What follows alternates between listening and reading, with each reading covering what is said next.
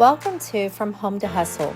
I'm Kelly Campbell, and I'm passionate about sharing stories of incredible stay-at-home moms who are building businesses and creating income from home.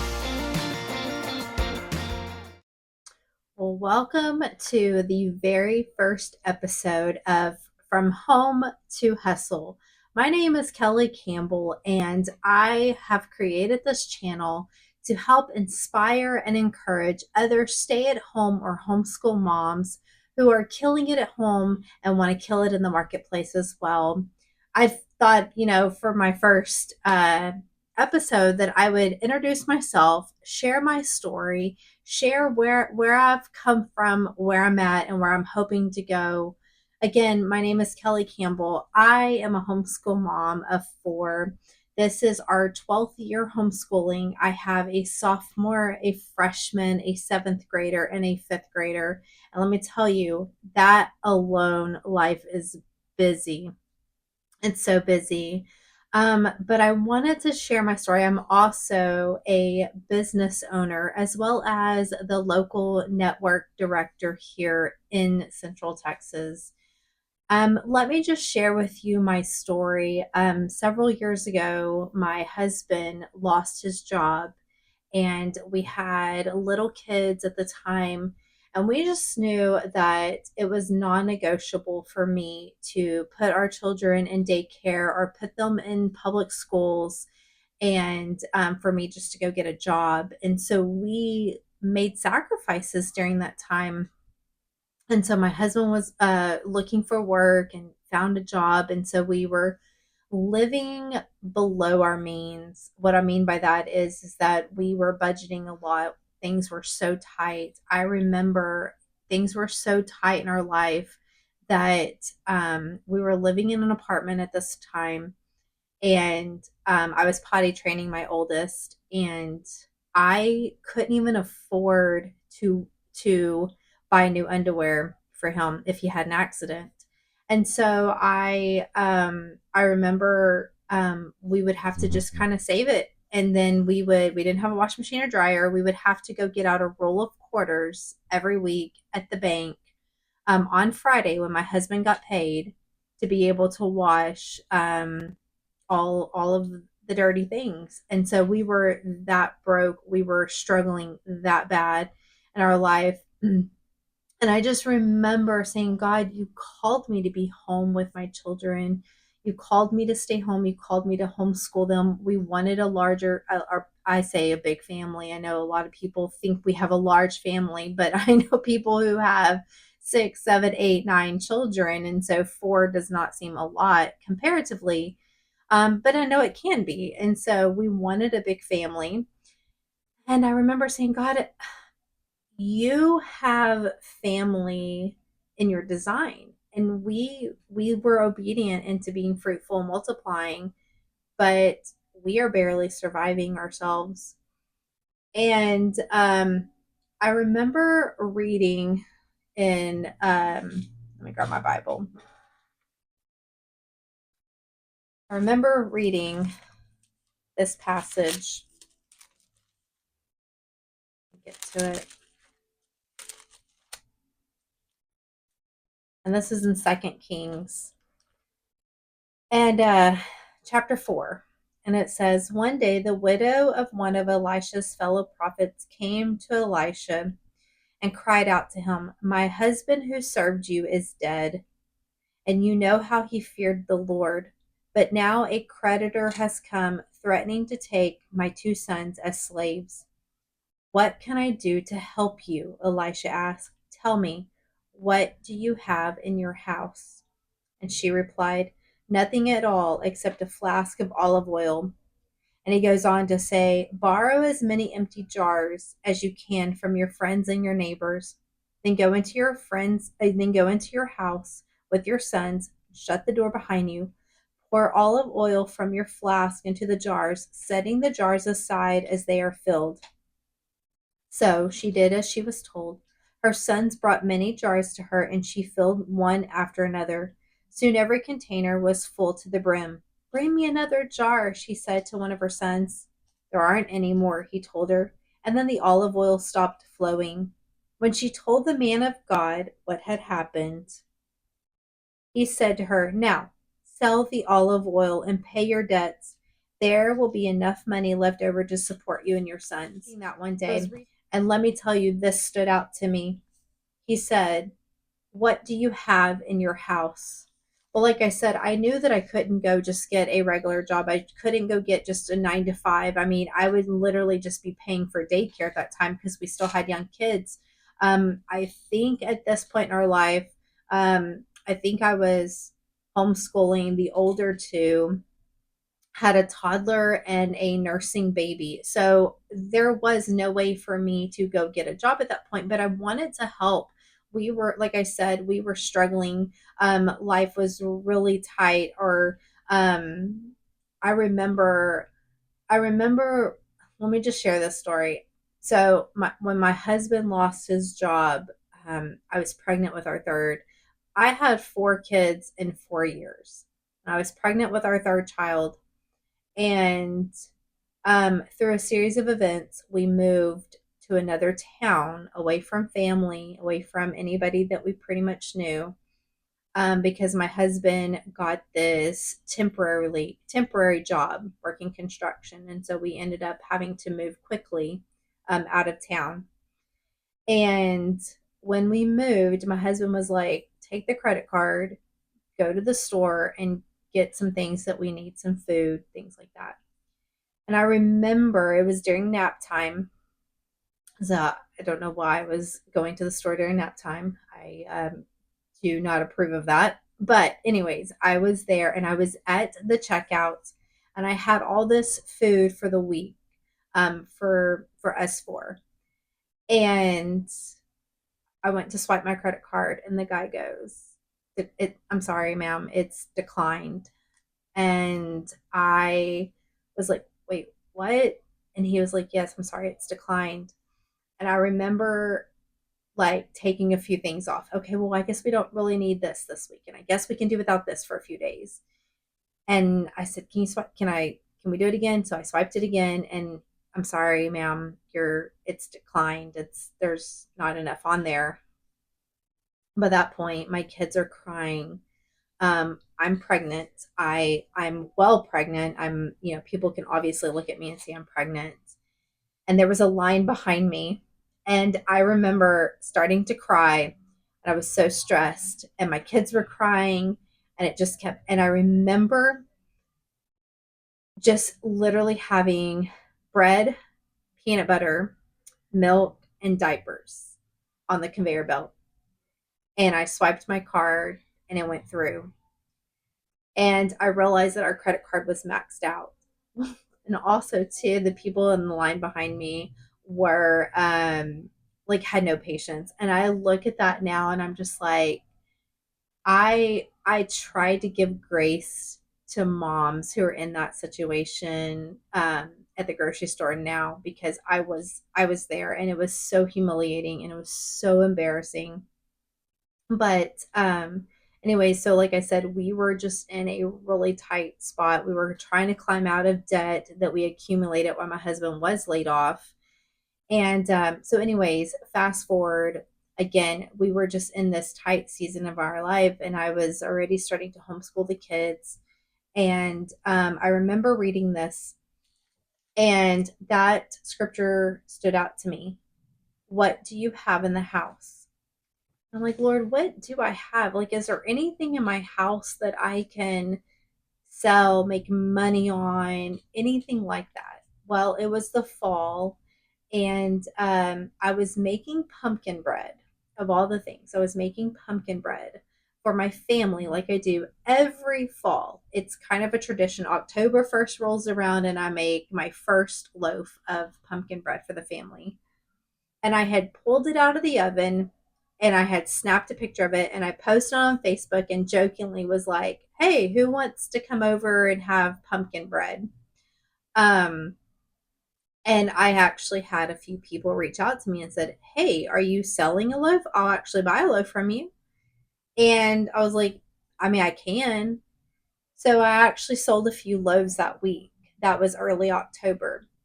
By November, I had already sold a few $100s worth of loaves, and I had found favor with someone who was part of a Christmas like village type thing um, in in a local town.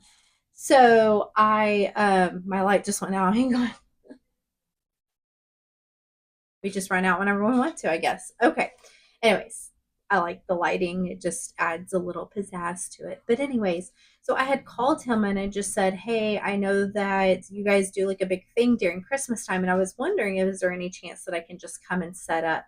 Now, just to let you know, this was about 10 years ago. So this was before a lot of like the farmers markets start popping up and things like that. And so anyways, so I just called and I was just like, "Hey, would I be able to just set up a table during the Christmas time?" And he was like, "Yeah, sure, that'd be great. Yeah, that'll be awesome." So when the Christmas thing came around, guys, I sold so many loaves of pumpkin bread that I was actually able to pay for Christmas that year. Whereas the years prior, people were actually giving to us. We were on the receiving end of donations. Our church, which I'm so thankful for. I'm so thankful that we actually had people in our lives who were wanting to give to us and everything, and notice that we were in that season. And so, anyways, so I was able to completely um, pay for Christmas that year. I sold so many loaves of pumpkin bread. Who would have thought that it was able to pay for Christmas that year? The funny thing is that pumpkin bread was something that I have always done. Even before we had kids, it was like a staple in my life that I would just make pumpkin bread and I would give it away and I would share it with friends and family. I'd make it for my husband. And then when my kids came, I would make it for them. And so it was just one of those things. It was just a part of something that I just did every day. And I never thought that pumpkin bread, of all things, would have been able to pay for our Christmas that year. But it did. And then the next year, I branched out and I added a couple of more items to the list. I added gingerbread with a really yummy cinnamon cream cheese icing to go with it. It's my absolute favorite. Anyways, um, but again, I was able to sell enough and pay for Christmas. And I was like thinking to myself, there's something to this. There is something to this. So I had called my little baking business a Campbell's Kitchen because they already had the Campbell soup thing. But, like, my last name is Campbell. So I just called myself a Campbell's Kitchen. And so that was going really good for a couple of years until we moved. And then we moved to a new city. And I remember thinking, oh no, what are we going to do this year? We moved in the summer. And then I was thinking, oh my gosh, what are we going to do for Christmas this year? I mean, all my customers live in another area, and I moved and nobody knows me. So I started that I will say that is hard. It is like it's hard to market yourself, and if you were like me, it feels foreign to like throw yourself out there in social media. I mean, being over 40, there's something weird about um, like throwing yourself out there or doing selfies or whatever. It just feels unnatural. But I just realized too that nobody's going to know what I'm doing. Nobody's going to order from me unless I start putting myself out there and posting. And I actually added more items to the menu by this point. And one of my best sellers became cheesecakes, actually. Yeah. And so, anyways, from there, it developed, and I have been able to help supplement income as a homeschool mom. So, I'm able to homeschool my kids and still provide like yummy treats or whatever to my customers. Now, through the years, a Campbell's Kitchen has developed. I'm now looks like home.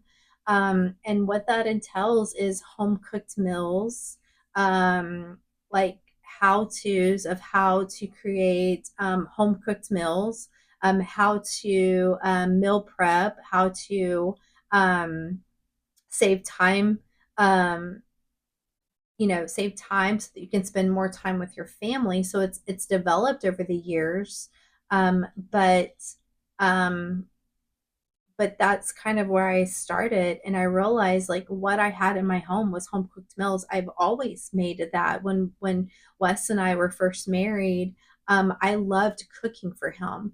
I loved making meals. They may not have always been like healthy, but I just loved being in the kitchen. I got that a lot from my grandmother. My grandmother is full-blooded Sicilian, and so there was a lot of cooking and creating and baking growing up, and around, especially around the holidays, we would make popacolovas and like Christmas cookies and ring cookies and sweetbreads and just things like that. And I just remember loving that, and I loved that time, and it just kind of seeped into what I wanted for my own home, for my own family. And so it's like I said, it's developed over the years. I've also add to that resume where I write little recipe books, and so I would say I'm an author. I'm a creator, and so writing little recipe books, writing little devotions, and things like that. I've actually added to that job description where I am a content creator. And so, and at one point, a couple of years ago, after I had wrote my book, Deborah and the Motherly Anointing, I realized that I needed a community of Christian women business women. I really did. And there's a lot of networkings here in Central Texas. There's a lot to choose from, and they're great. I have actually visited a few of them, and they're wonderful. But I needed something that was specifically for Christian women who do business through biblical perspectives, through a biblical worldview. And so I started one. I started my own. I rubbed the idea off of my husband and off of a sweet friend of mine. And I just felt like the Lord was saying, now's the time. And so I am also the director of the Christian Women's Networking. And our tagline is, it's where the marketplace and it's where the ministry and the marketplace meet. And it's using our businesses to actually like take territory and to go into and looking at it as a ministry, that this is something that God has given you, that your identity is not what you do, it's who you are, but it's also through that the Lord can use and create great impact in the earth by the work of our hands. And so, so whenever I launched this Christian Women's Networking, our very first meeting, we had, I want to say 90 to 95% of the women there were actually homeschool moms. And I realized, okay, there's something to this. And it was what the Lord was showing me is that um, it was like these women were faithful in the home, and the Lord was like, because you've been faithful and you've shown me how faithful you've been of being home, it's not like and or like home or business, it's both. And I realized that the Lord was starting to just show grace on these women and putting them in a season that they were able to balance both, that they were able to take care of their home, take care of their family, take care of their children, homeschool, do all things well, but also um, able to start businesses to supplement incomes, whether it was passive income or whether it was actual like supplemental income and revenue. The Lord was just opening that door. And um and so anyways, so it was really interesting to see that the more I've been doing this, the more I'm realizing there is a huge group of women who are stay-at-home moms or homeschool moms, and they feel like, okay, I know that the Lord wants me to do this, or I know that God's put it on my heart to do business. I don't know where to start. I remember being in that situation. I remember not having anyone to help, not having anyone to like share tips with me or advice or mentors or whatever. I mean, like 10 years ago, it was get a job or stay home. That was it. There was no other passive income happening at the time. Or if there was, I was totally unaware of it, right? There was no other passive income. It was, oh, where do you work? Oh, you stay home. It was just either or, right? And so, but I'm starting to notice that these women are rising up in the marketplace. These women who have been faithful in the home, faithful with serving their husbands, faithful with raising their children, faithful with all these things, and the Lord is increasing. He's not subtracting, He's not taking away, He's not substituting that. He's actually multiplying it, and He's actually increasing these women's capacity and their influence. And so it has been really, really neat to see this and to meet other women and what they're doing, which that is what this channel is going to be about. This channel is going to be about other women who are at home, but they're hustling in their business, at home, but making passive income. Um, because we all need encouragement. We all need maybe just that little idea of, oh, well, maybe I can do that. Or, I know so many women who are, who have different niches, right? Some women are this, some women do this, some women do that. I can't do all that. I know you can't do all that. But hearing other people's story, something might resonate in you and be like, you know what? I'm drawn to high ticket sales, or I'm drawn to content creation, or I'm drawn to this or that, or starting my own business, or whatever. And so that is what this channel is really about. It's about sparking some kind of interest. It's about rubbing shoulders, or being encouraged that you can do this. um, I will say this. This is one thing I do want to add. When I first started, my kids were little, and so I had to learn how to balance homeschool and work. And what I mean by that is that I couldn't just get in the kitchen at 11 o'clock and start baking.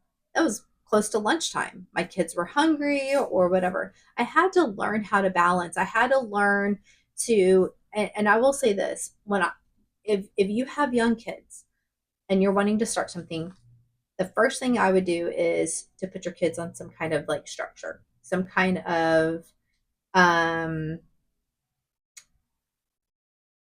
plan, something like, I don't even know if plan's the right word. I would put them on a structure. And what I mean by that is that I was intentional about my kids, that whenever a certain time came, it was called rest time, downtime, nap time for the younger one, something like that.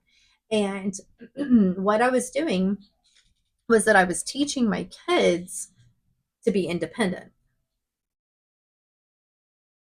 I was teaching my kids that, hey, when mama's over here, she has some things that needs to be done. You can play quietly in your room, you can watch a movie, you can play outside. And now that my kids are older, it has worked really well. It like I mean, yes, they still need me, but they understand, okay, mom's working, or mom has to do this, mom has to make this phone call and everything, and they've learned to respect that. They've learned to respect when I am on the phone, whenever I'm doing certain things, having to bake and everything. It's kind of funny now because I still bake and I still make treats for people. But it's so funny to me because my kids will be like, Mom, are you using this bag of chocolate chips for anything? Or are you using this butter sticks for anything? And so they've learned to like ask me before they just dive into the kitchen and grab things. And so it's kind of funny. But yes, I would teach your kids. I used to have this thing with my toddler. It was called we called it blanket time. Blanket time. And I would teach them, my toddlers, that if I was doing school with the older ones, that for about 30 minutes, that they would sit on their blanket, they can pick out two toys and play with them. And they just loved it. And so whenever I would say, hey, it's blanket time, they would go get their special blanket. They would pick out their special toys and they would sit on their blanket and they would play, and it would help me be able to do what I was doing while knowing where they were. And I would reward them when they were done. Oh, thank you so much. Mom needed you. You were such a big boy. You were such a big girl. Here's a tree, things like that. And it worked so well. But I will say that if you are a mom of young kids and you are already having a business that you're having to um, juggle, or you're wanting to start something, give yourself grace in those first years. That is so important. It is so important to give yourself grace that you need to balance. And not every day is going to run smooth. But if you are consistent, you will have more smooth days than not. Consistency is the key. Um, and so that is kind of my story. That is, I, I want it to be a helpmate to my husband, and not just at home, but in finances as well. And like I said, it was a start, but it opened the door for a lot of other areas in my life, and it also brought me to the realization that there are a lot of moms out there who want encouragement. They want to be pointed in the right direction, and so that's what I'm hoping that you get out of this channel is an inspiring idea, encouragement to keep going. I mean, we all need that. I am a words of affirmation person. Um, a You're doing a great job will go a long way for me. Hey, I like that. That's beautiful. Whatever it is that I'm doing, if anybody can give me one positive thing about it, it is what keeps me going. It just lights a fire in me. And so when I want to be that for somebody else, I want to be that because I didn't have that whenever I first started. I didn't have anybody telling me how to juggle things, what to do, how to market myself, how to start an oh, sorry, I just kicked the desk. Um the importance of starting an email list, things like that. And so I've learned, and I've also surrounded myself with people who are now encouraging me. I've surround myself with people who think like I do, who believe in prosperity, who believe in abundance, who believe in multiplication, who believe in taking territory for the kingdom of God. And if that looks like raising disciples and making money at the same time, hey, I'm going to do it, and I'm all for that. And so, um, anyways, so that is my story, and I hope you are blessed by that. I can't wait for you guys to hear of more of the other women that I'm going to be interviewing and getting to know and knowing their story. I want to know your story, and so pray that you guys are blessed and killing it out there. So this is Kelly Campbell from Home to Hustle. Until next time.